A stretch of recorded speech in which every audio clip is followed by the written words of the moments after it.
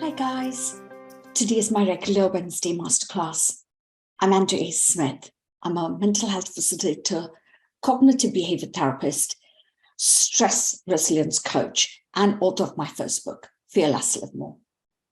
Today, the topic I'm going to discuss is 5 simple steps to lower absenteeism, increase productivity by providing workplace wellness. So what is absenteeism? It's when the employee, either through no fault of theirs or regularly doesn't come to work for a good reason. It's either authorized or unauthorized. But the definition's not clear-cut because absenteeism is often described as the cause of, long-term mental health problems or health issues, or something is wrong with them. Today, I was speaking to an HR professional, and the first thing he said to me was, absenteeism does cost the company a lot of money per employee. And some employees also miss about 132 days in a year. So it's a global issue. But the first thing, what happens is when the person's absent, they will go to the GP and the GP will prescribe them medication, but not looking at the underlying causes of absenteeism, like either they're ill or they've injuries, or there's bullying at the workplace, or disengagement, low workplace morale, child or elderly healthcare issues, stress or burnout. So how do we solve a problem like absenteeism? There's no one size fits all for this reason. Multiple changes need to be made. So I was giving a talk a few days ago to a local charity near me, and there was a sign on the wall that says there's no justified resentments in this group. What I want to say here is no matter what anyone says to you, how anyone sees you, if you have a genuine cause to be absent, because of either pressures from work or toxicity in your workplace, or you're feeling burnt out, it's justified that you get to the root cause of this problem. And that's why you're not motivated at work. So what I want to say here is, as you think, so shall you be. How are you going to reduce absenteeism as an organization in the workplace, or how, as an individual, you reduce your absenteeism? A successful well-being program will encourage incentiveness in the employee to eat well, to drink less alcohol, to spend less time, with unhealthy behaviors, and to help them work better. Now, I would like you to think about this. Put your hand up, any of you who found it hard as your absenteeism made you feel vulnerable or judged in your workplace. Most of us will feel that. You need to think about making adjustments in the workplace. So you have to ask for help. Stop and consider how difficult that is for you in the past, or as an employee or as an employer, to have that difficult conversation, to wait there's a problem, to see if there's a problem, then to request your employer to put something in place. We often see this adjustment as deficiencies, instead of seeing them as a reality that we need to work every day. Now, an employer will make reasonable adjustments when they know or expect this long-term illness is a cause of a disability or an injury.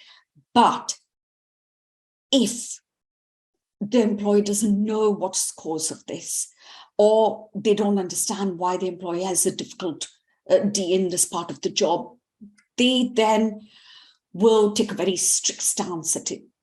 But if you're absent because of a good cause, you have an injury, or you have a long-term illness, or you have a long-term care issue at home, you can discuss this with your employer. Now, asking for help is hard. This is exacerbated in any business that's highly competitive, as well as without. It's understandable that you will feel that fear that if you let your guard down, if you let people know, you might get hurt or there's judgments. So you think that information will be used against you. We fear that will be seen as less than and treated differently. And that's why we go to our GP and we cover it up with taking antidepressants, but we don't get to the root cause of it. So we go sick, we procrastinate work, we don't feel motivated, and then the productivity level goes down.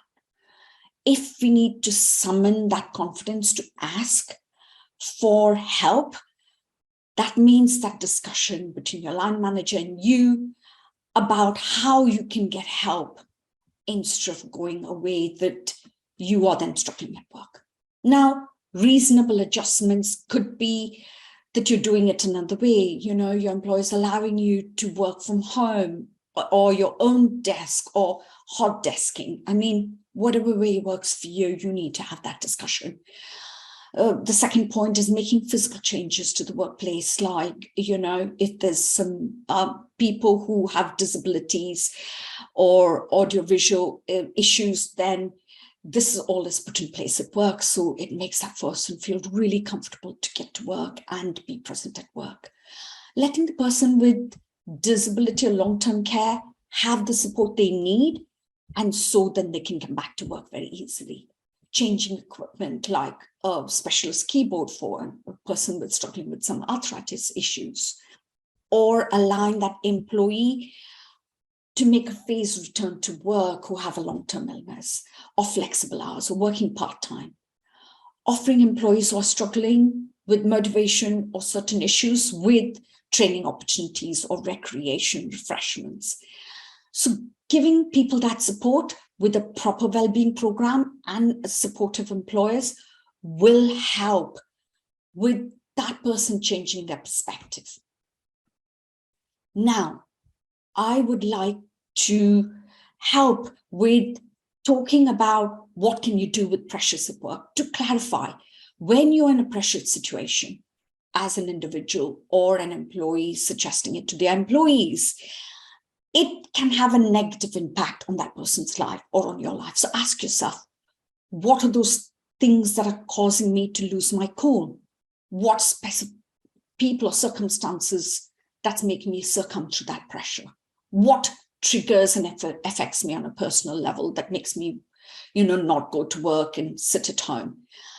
How do I typically respond during pressure situations? Now, immediately, my first point is one of my 5 tips: remove yourself from that situation, clarify what you need. Second is be attentive during pressure situations. So what do you need? You find that answers within yourself of what you need to help you with that pressure situation. My third point is use powerful, empowering language. A positive mindset will really help you, and with this support will talk you out of those difficult emotional moments.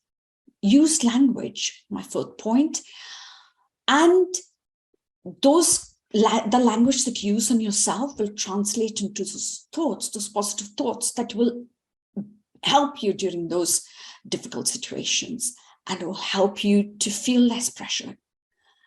My last point, my fifth point, is find ways to calm down and relax, like have a calming environment at home, like music or candles. Build a calming daily routine at home, like a warm bath or a massage. Use powerful visualization techniques, like ground yourself when you find yourself in that turmoil.